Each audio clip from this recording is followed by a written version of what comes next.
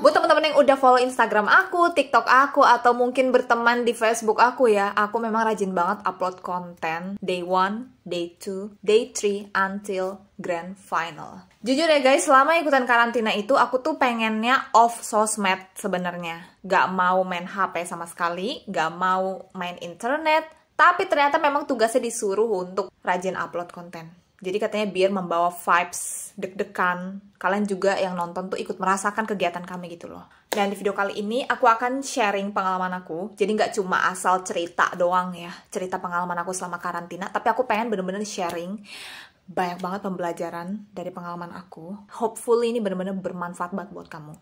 So, tanpa menunggu lama, let's move on to the video. Hey guys, welcome back to my channel. Kembali lagi di segmen Sharing is Caring. Apa kabar teman-teman semua? Semoga kalian sehat dan selalu bahagia. Oke, di video kali ini aku akan sharing banyak banget pokoknya. Kalian bisa mendapatkan ilmu daging di sini. Aku berharap ya, karena ini bukan tentang menang dalam kompetisi. Tapi di balik itu ada kedisiplinan, kepercayaan, kekuatan pikiran kamu. Ini nyambung juga sama law of attraction nanti ya. Oke, ini cerita dari mana dulu ya? Aku bingung. How to start my story. Buat teman-teman yang udah follow aku pasti tahu kalau aku ini memang praktik law of attraction ya. Jadi kamu tuh bisa manifest your dream life, your money, your dream body, your love, anything. You can manifest anything if you have faith 100%. I always sharing to you guys about this and you can check all my videos. Tiap manusia memang punya tujuannya masing-masing ya. Ada yang merasa sukses ketika dia bisa traveling luar negeri. Ada yang menganggap dirinya sudah sukses ketika dia sudah buka bisnis. Ketika dia resign dari kantornya. Atau ada juga yang mikir kalau aku ini sukses kalau kerja di kantoran. Gak apa-apa. Setiap orang itu punya purpose-nya masing-masing. Manusia punya tujuannya masing-masing. Yang menurut dia sukses itu kayak apa sih? Ya tergantung. Itu ada di tangan kamu sendiri. Bagi aku, sukses itu bukan hanya kayak, oh, aku ini bisa cari duit sendiri, abis itu sudah. Gak ada kehidupan menarik dalam hidup aku. No, aku bukan orang yang kayak gitu. Aku orangnya suka banget sama aktivitas. Makanya dari dulu, aku memang tidak pernah kerja sebagai karyawan kantoran. Nih aku cerita dulu ya guys, karena biar bisa dapat gambaran nih kamu selama perjalanan ceritaku. Lanjut ya, you know, kalau kalian peka sama your soul, sama jiwa kamu, pasti ada satu titik di mana jiwa kamu tuh capek banget sama kehidupan yang kamu gak mau. Meskipun kamu tuh butuh duit saat itu, ngerti gak guys? Hidup itu harus realistis. Uang itu adalah segalanya. Uang itu bisa membantu kamu. Ya betul, kita bisa bayar listrik, bayar kuota, beli makan. Kalau gak ada duit, kamu mau makan apa? Ya kan? Ketika hidup kita tuh pengen berhasil, menjadi lebih tenang lah. Aku cuma pengen hidup aku tuh tenang, menjalankan apa yang aku suka, mengerjakan sesuatu, pekerjaan yang dimana aku tuh gak peduli itu weekend, gak peduli itu lembur. And I really love this job. Aku mencintai banget pekerjaan itu. Nah, semua ini ada di tangan masing-masing ya. Nah, aku nyaman banget sebagai orang yang bekerja di dunia entertainment. Sebenarnya ini gak hanya pengen sesaat ya aku kerja kayak gini, tapi memang dari kecil. Karena aku tahu bakat aku punya kemampuan ini, dan aku merasa kalau misalkan aku keep ya bakat aku, kayak sia-sia gitu loh. Tuhan udah memberikan aku talenta, terus nggak aku gunakan dengan baik. Sayang banget, makanya aku open YouTube channel untuk berbagi karya aku, untuk berbagi ilmu. Ketika aku sudah masuk dalam fase spiritual awakening, I practice law of attraction.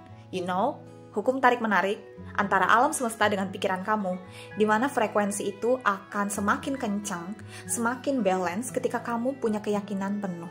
Karena percuma kalau kamu praktik law of attraction, kamu hanya bilang ucapan positif, berpikir positif. No, itu lebih dari itu.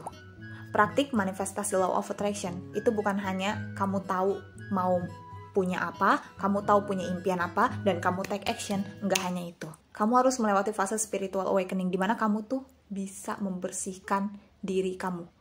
Your soul, kamu tuh cleansing your negative energy, kamu tuh bersihkan semua perasaan yang nyangkut dengan seseorang. Apakah teman-teman di sini masih punya perasaan yang nyangkut dengan seseorang? Kamu belum memaafkan diri sendiri. Kamu masih ada rasa gitu lah sama seseorang. Itu nggak akan berhasil guys, percayalah. Kamu harus bersihin dulu tuh. Kamu harus bersihkan semua negatif energi itu. Karena kalau misalkan kamu masih ada perasaan yang nyangkut, itu kan negative vibes ya. Semakin low vibration. Nah, ketika kamu mendapatkan spiritual awakening, kamu dapat ujian baru dari semesta, kamu dapat test from God and universe, kamu susah melewati ujian itu. Karena kamu dikit-dikit udah nyerah, dikit-dikit ngeluh, pesimis duluan, padahal belum dicoba. Di situ kamu tuh jadi nggak berani untuk challenge yourself. Sebelum kamu mendapatkan kehidupan yang kamu mau, sebelum kamu mendapatkan apa yang kamu inginkan, pastikan dulu apakah diri kamu sudah pantas. Posisikan diri kamu tuh sudah ada di sana. Gimana rasanya? Gimana rasanya kamu punya uang dengan jumlah yang kamu inginkan? Gimana rasanya kamu tuh punya rumah yang kamu inginkan? Gimana rasanya kamu dikelilingin dengan orang-orang yang kamu inginkan? Coba deh kamu bayangin, kamu di posisi orang lain, ketemu manusia kayak kamu. Dengan sikap kamu yang overthinking, pesimis, negative vibes, kamu sendiri mau nggak temenan sama diri kamu yang kayak gitu? Ya kita harus bercermin dulu. Oke, ini singkatnya ya guys. Aku kepanjangan nih ngomongnya. Opportunity akan datang ketika kamu terus berusaha dan yakin. Aku tuh sering banget ngomong di konten aku sebelumnya ya. Apapun kesempatan di depan mata kamu harus ambil. Selagi itu cocok sama kamu dan kamu merasa yakin melakukannya, ya udah ambil aja. Sebenarnya aku tuh ada ikutan dua kompetisi, yang satu tentang makeup, yang satu tentang vape. Dua-duanya oke. Dua-duanya sangat berpotensi besar untuk karirku. Tapi kamu harus dengarkan intuisi kamu. Kamu harus dengarkan mana yang terbaik buat kamu. Akhirnya aku cancel yang sana dan aku berkomitmen dengan vape. By the way, ini baju aku guys. Nggak nyangka kalau ternyata aku tuh masih berlanjut sampai batch final, dimana aku interview online, aku sampai masuk ke karantina, bisa bertahan di grand final. Oh my god guys, aku juga nggak kepikiran kalau aku bakal menang, boro-boro karena saingan aku orang-orang yang follower sebanyak, yang centang biru. Dan ada satu fakta unik guys, kalian tahu? Ada satu anak artis yang ikutan. Dia kayaknya mengundurkan diri, mungkin jadwalnya sangat padat. Tebak siapa guys? Ada Mayang. Kalau misalkan dia bertahan sampai grand final, maybe dia menang. Berhenti di batch berapa ya? Pokoknya sebelum interview online lah gitu. Pokoknya kesempatan itu datang di depan mata aku. Waktu itu masuk di explore Instagram. Di saat aku lagi kusut, aku lagi nggak punya harapan karir aku ke depannya gimana. Aku sudah coba sana sini, gagal berkali-kali. Tiba-tiba Tuhan membuka jalan ya, menjawab doa-doaku, dan itu muncul di explore Instagram. Tulisannya Vape 5 Style. Jujur aku sebenarnya udah tahu produk Vape, tapi aku nggak tahu kalau dia mengeluarkan 5 varian. Sebentar, aku ambil produk yang aku ya. Tada! Ini sekalian promosi ya guys, karena aku sudah resmi jadi brand ambassador Vape, dan aku bertanggung jawab dengan si karakter biru. Bertanggung jawab nggak tuh bahasanya? Pokoknya aku adalah si karakter biru ini. Jadi jujur aku tuh nggak tahu kalau Vape ini mengeluarkan 5 varian. Setelah aku baca informasi tersebut, unik ya. Aku tahu ini adalah produk ibu-ibu rumah tangga. Kurang cocok sama usia aku yang masih muda, yang biasanya anak zaman sekarang tuh demennya makeup, fashion, skincare kan. Boro-boro orang mau bekerja sama dengan obat nyamuk. Something different gitu loh. Aku melihat sesuatu yang berbeda dari Vape ini. Dimana 5 varian itu mewakili karakter masing-masing. Tadinya aku tuh yang orange guys. Nih, tadinya aku tuh yang ini. Dan sebelumnya juga aku tuh labil banget apakah aku yang kuning, yang biru, atau yang pink. Yang pink itu mencerminkan feminin. Kamu tuh cewek yang lembut, manis. Tapi di satu sisi aku tuh punya jiwa yang energik banget dan kreatif. Nah, I choose this one. Tapi aku tuh bukan orang yang terlalu heboh juga. Aku punya jiwa yang sangat semangat, tidak seheboh berapi-api. Dan akhirnya tim Vape itu memilih kalau aku menjadi karakter si biru. Dan saat aku baca lagi karakternya, oh iya, this is me. Ini cocok banget sama karakter aku guys. Di sini hati aku terbuka. Aku selalu menanamkan mindset, apapun opportunity di depan mata selagi aku mampu. Aku baca syarat ketentuannya, oh aku bisa melakukan ini. Melatih public speaking, melatih berpikir cepat, on time management yang bagus, memiliki komitmen dan bertanggung jawab sama tugas yang udah diberikan gitu. Apalagi aku dikasih kepercayaan sama tim Vape ini untuk mewakili produk mereka. Aku tidak mau mengecewakan mereka. Aku akan terus berusaha sampai ke sesi grand final. Lewatin semua babak 1, babak 2. Kita seminar online, melakukan interview online. Jujur ya, interview online ini benar-benar bikin aku dak dikduk ser. Itu tuh mirip banget perasaannya saat aku video call sama idola aku, Zodiac. Rasanya sama persis kayak gitu. Lakukan yang terbaik, yang penting kamu sudah berusaha. Dan aduh guys, ini fun fact ya. Jadi ketika pendaftaran itu sudah mau berakhir di batch 1, kalian harus tahu guys, ini aku tuh struggle banget pas mau bikin video perkenalan sebenarnya. Tahu nggak guys, kalau kalian peka, mata aku bintitan. Mata aku bintitan sebelah kanan. Dan itu mendekat hari Imlek. Aku itu tuh masih megang karakter si Orange kan, karena belum sempet direvisi sama tim sana. Aku bener-bener insecure banget, aku sampai curhat sama ChatGPT.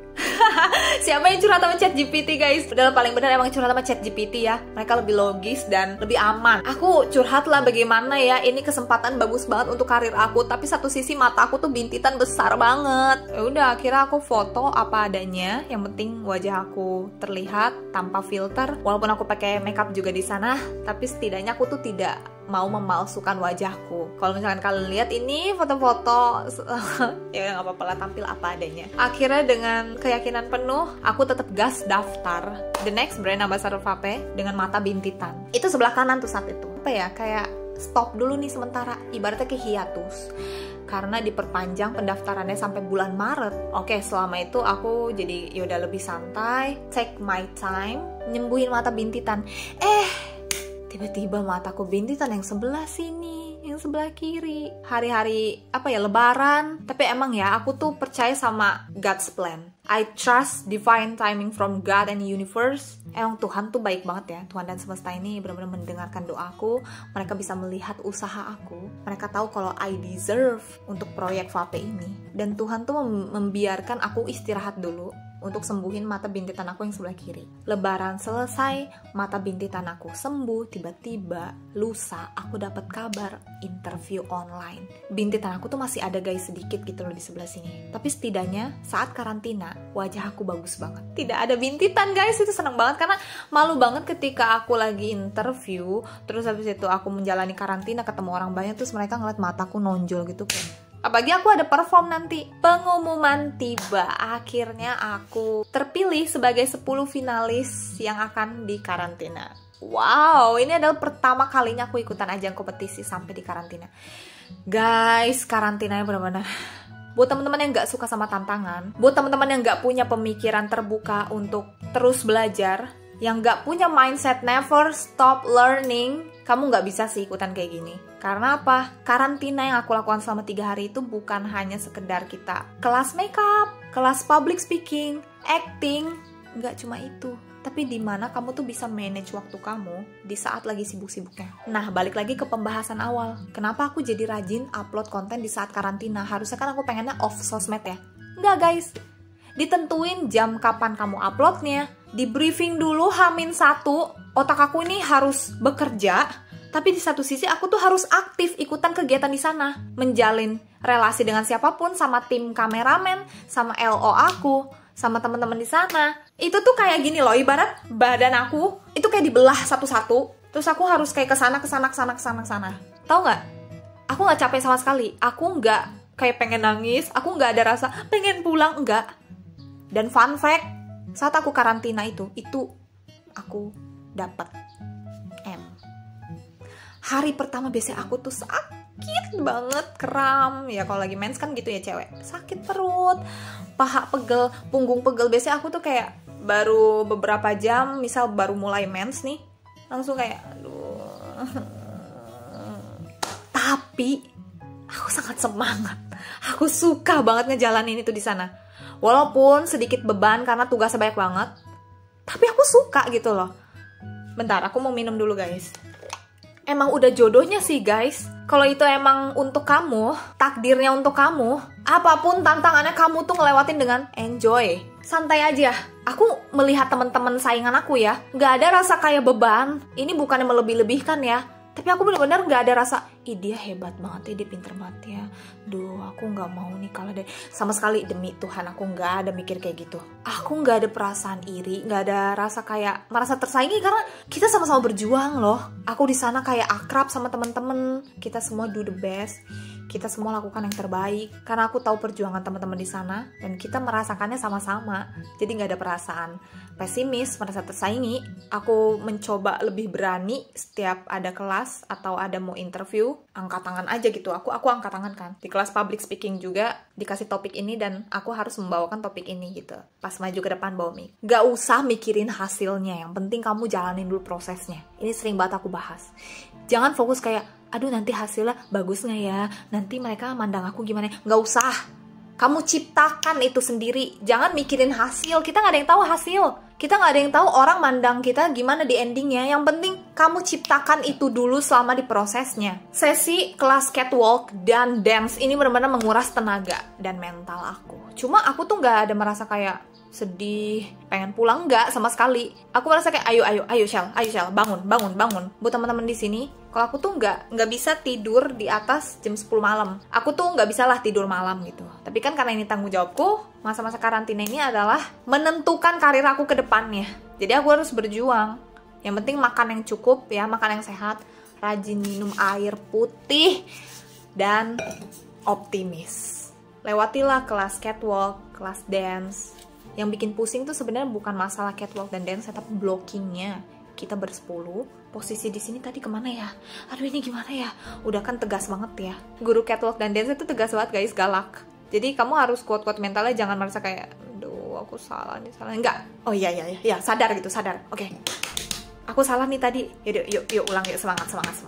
Dan aku juga senangnya di sana tim fashionnya, tim outfitnya Kak Bella, Kak Maria, Kak Prita sangat baik dan suportif gitu loh. Roommate aku juga Kak Dea. Oh my god, she's so cute and pretty. Karena aku percaya guys, you attract what you are. Ketika kamu punya vibrasi yang tinggi, kamu akan attract orang-orang yang vibrasinya tinggi juga. Kalau kamu pengen berteman dengan orang-orang sukses, punya orang yang pemikirannya maju, kamu harus jadi orang yang kayak gitu dulu. Jangan kamu mikir, aduh aku punya temen banyak yang ngeluh-ngeluh nih, capek, yang galau tentang cinta mulu, kayak nggak ada tujuan hidupnya. Oke, kalau kamu pengen attract orang-orang yang high value, orang-orang yang pengen maju, terus belajar, kamu harus jadi orang yang kayak gitu dulu. Serius deh, kamu harus berani untuk cut off orang-orang yang gak bikin kamu maju. Kamu harus berani deh keluar dari sana. Walaupun selama proses itu kamu kesepian ya, aku mencoba untuk cut off. Aku pengen berubah jadi pribadi yang lebih baik. Dan selama proses kamu sendirian, kamu gak punya siapa-siapa, gak ada orang yang ngertiin kamu, gak ada orang yang support kamu, gak apa-apa. I feel you. Aku pernah di posisi itu. Aku sendirian karena gak ada orang yang ngertiin aku. Orang tuh gak ngerti sama pemikiran aku yang aneh, yang terlalu deep, terlalu dalam, terlalu jauh pemikirannya. Tapi itulah, aku udah berhasil melewati prosesnya. Aku tidak ikutan jalur aman kayak orang-orang, oh kamu mending kerja gini aja, oh kamu mending gini-gini aja.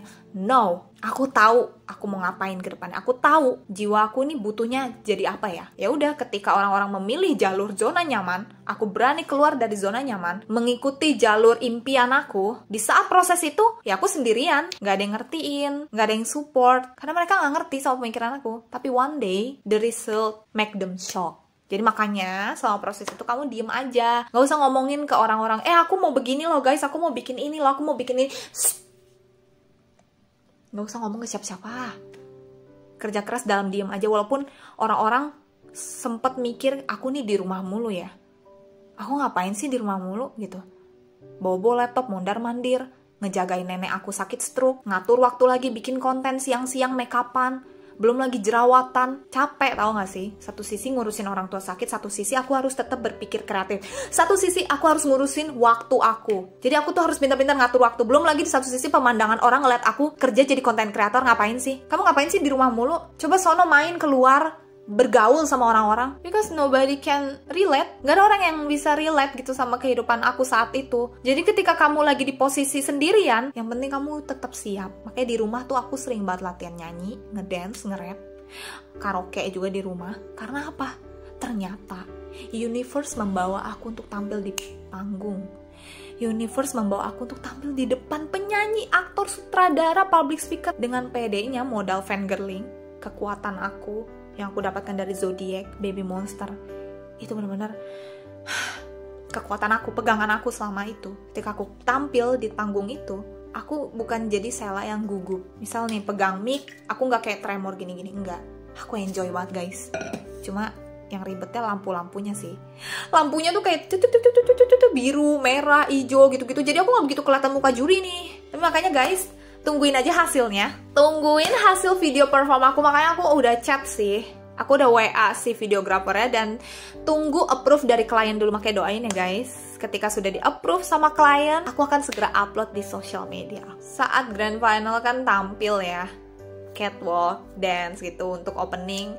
Terus ada sesi tanya jawab juga sama juri. Dan sesi talent show, aku membawakan lagu Drip Baby Monster, Monstis, remix Zodiac Time to Shine, So Bliss. Kalian bayangin seperti apa vibes-nya lagu Drip sama Time to Shine digabungin gimana coba?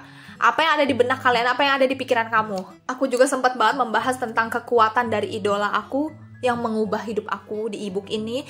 Dan aku mempelajari Law of Attraction. Buat kamu yang pemula juga, aku bahas di ebook yang ini.